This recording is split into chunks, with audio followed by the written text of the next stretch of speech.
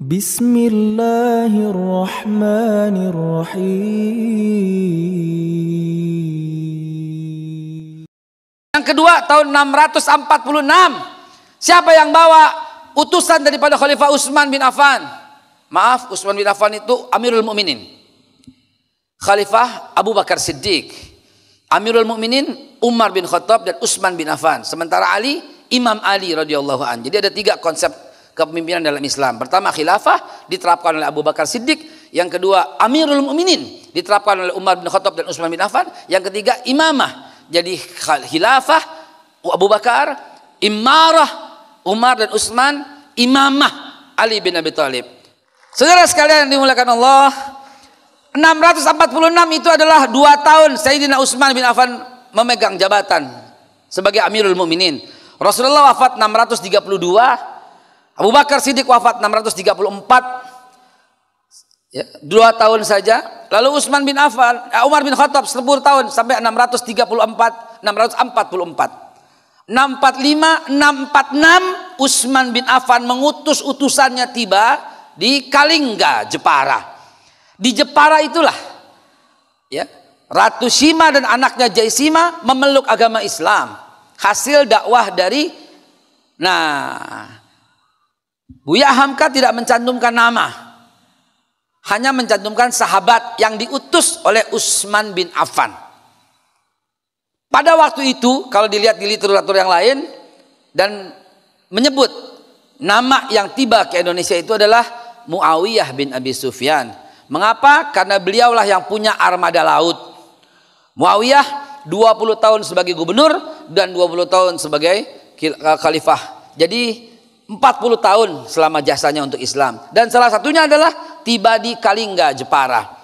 Dalam buku catatan Cheng Ho, beliau meletakkan emas berupa kepingan emas sebanyak 40 butir di dalam sebuah pasar.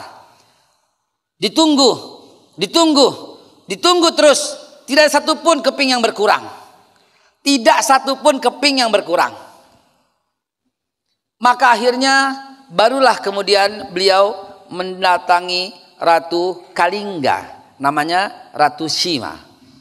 Dan ini ada lengkap dalam catatan Cheng Ho dan dikutip oleh Buya Hamka. Beliau bertanya kepada penguasa pada waktu itu, di kurikulum kita nggak ada.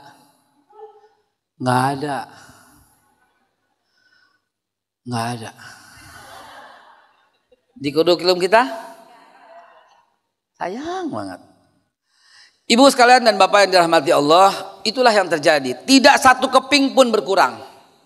Maka Muawiyah mendatangi Ratu Shima dan berkata dan mengutip bahwa ini jujur sekali ada apa. Ternyata dia punya aturan, dia belum Islam, tapi dia punya aturan untuk memotong tangan setiap orang yang mencuri di kerajaan.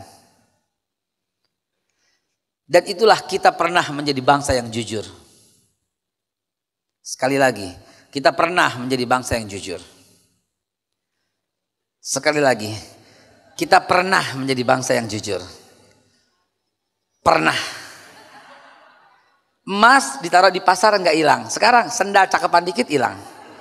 Jadi kita pernah menjadi bangsa yang jujur. Itulah ketika itu. Kita terakhir jujur tahun 646. Terakhir jujur tahun 646. Dan kemudian diikuti oleh anaknya Jaisima.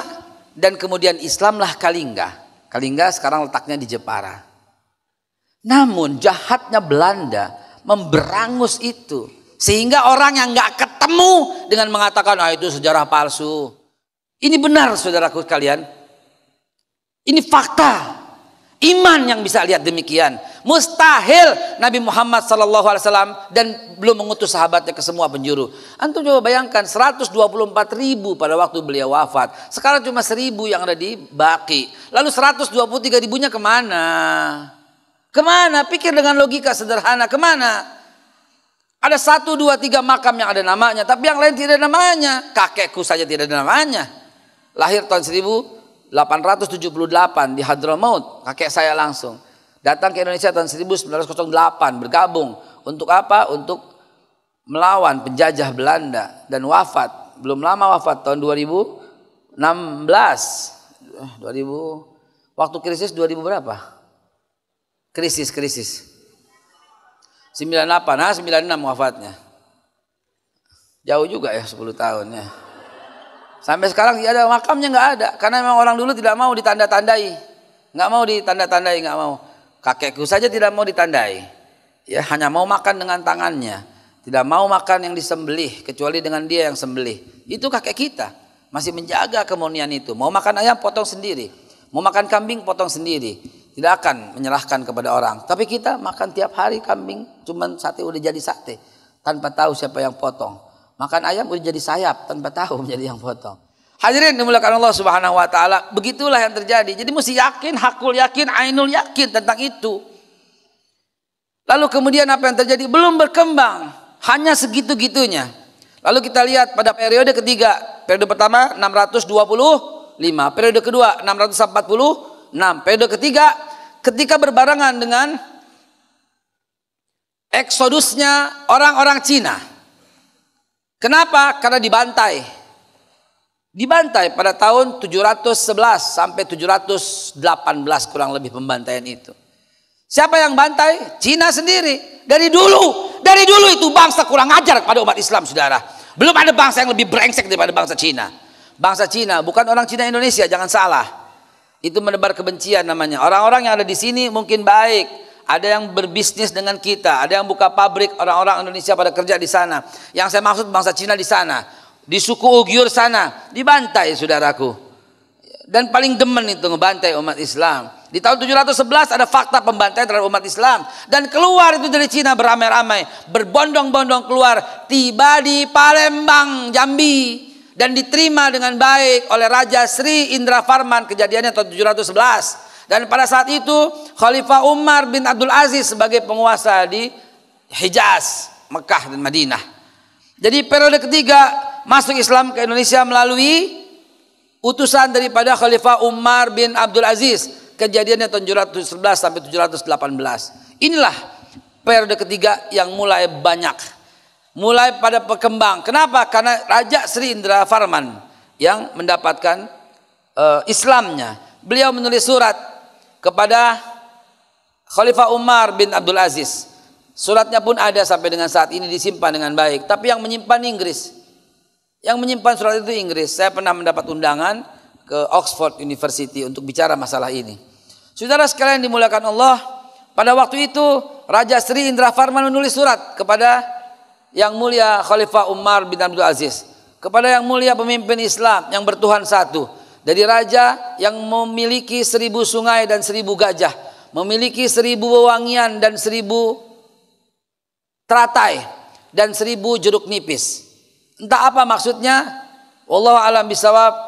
Dia menyebutkan semua itu. Mungkin menyebutkan maksudnya ingin menyerahkan atau memberikan hadiah, atau wallahu a'lam bishawab. Tidak yang sanggup mentafsirkan surat yang ditulis oleh Raja Sri Indra Farman kepada kepada Khalifah Umar bin Abdul Aziz.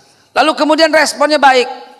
Khalifah Umar bin Abdul Aziz mengutus utusan dan tibalah di Palembang. Orang-orang Palembang menyebut mereka dengan sebutan Ayib, atau Habib kalau di Jakarta, di Jawa.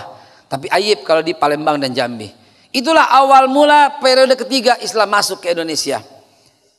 Bersamaan dengan itu masuk pula ke pulau-pulau yang lain. Kenapa? Karena kita di kitab-kitab tarikh disebut oleh Khalifah Umar bin Abdul Aziz, negeri kita disebut fauqal ma. Fauqal ma itu, fauq itu di atas, maun itu air. Mereka menyebutnya negeri di atas air. Antum Bapak Ibu sekalian bentangkan pulau kita, bentangkan seluruh dunia, bentangkan. Di sana ada tanah melulu, namanya Afrika. Di sebelah atas ada tanah melulu, namanya Eropa. Bawah dikit tanah melulu, namanya Timur Tengah. Di sebelah kanan tanah melulu, namanya Kanada dan Cina. Lompat ke sebelah laut, tanah melulu, namanya benua Amerika. Tidak ada yang cepluk kecuali bumi kita tercinta, Negara Kesatuan Republik Indonesia. Tidak ada. Karena itu di masa itu kita disebut negeri fauqal ma, negeri yaitu di atas air. Seolah-olah mereka melihat ini anak tanah lalu air, tanah lalu air, tanah lalu air. Itu diantaranya itu adalah pulau-pulau. Pulau itu nusa, antara, maka jadilah Nusantara. Fauqal ma, para tabi'in yang memberikan nama itu loh. Negeri di atas air, bukan di atas awan. Kalau awan itu Katon Bagaskara, di awang-awang. Ini di atas air, itulah negeri kita. Ya, kau mainkan untukku sebuah lagu tentang negeri di atas air. Itulah negeri Indonesia tercinta. Coba bandingkan. Kanada memang luas pinggir pantainya, tapi isinya penguin. Tapi kalau kita, pinggir pantai kita isinya apa coba? Semuanya 6.200 triliun. 6.200 triliun hasil bumi kita dan air kita, maaf, hasil dari air kita 6.200 triliun. Masya Allah. 97 juta barel cadangan minyak kita yang belum tersentuh. Satu kilang di Natuna Blok D Alfa memuat 202 triliun kaki kubik. Belum termasuk lagi semua kekayaan kita, saudaraku. Ini yang membuat kita cinta mati dengan Indonesia. Ini yang mesti kita pertahankan terus dengan keanekaragaman suku, agama, pulau, budaya, bangsa. Sehingga Bhinneka Tunggal Ika harus tetap menjadi wasiat dan warisan bagi anak cucu kita. Merdeka dari para penjajah. Mulai. Udah habis waktunya. Hadirin sekalian dimuliakan Allah, itulah periode ketiga Islam masuk ke Indonesia. 625, 646, 711 sampai 718, dan kemudian barulah era Wali Songo. Yang pertama kali adalah anak daripada Maulana Ishak yang dikasih nama Maulana Malik Ibrahim, yang mendarat di Gresik dengan menyamanya, akhirnya menjadi namanya Sunan Gresik. Dan Sunan Gresik ini beranak pinak terus, beranak pinak menjadi Sunan Muria, Sunan Derajat, Sunan Kudus, dan Sunan Gunung Jati. Yang kemudian terus beranak pinak sampai kemudian melahirkan seorang anak yang hebat namanya Kiai Haji Ahmad Dahlan yang kemudian mendirikan Muhammadiyah. Yang kemudian terus beranak pinak terus yang melahirkan kemudian orang yang hebat Hadratus Syekh Hasyim Asy'ari yang kemudian mendirikan Nahdlatul Ulama. Dan kemudian anak cucu mereka kemudian merumuskan yang kita sebut dengan Pancasila, hasil dari produk ulama, titisan daripada Wali Songo, dan tidak lain tidak bukan Wali Songo harus semuanya adalah cucu-cucu daripada Rasulullah sallallahu alaihi wasallam.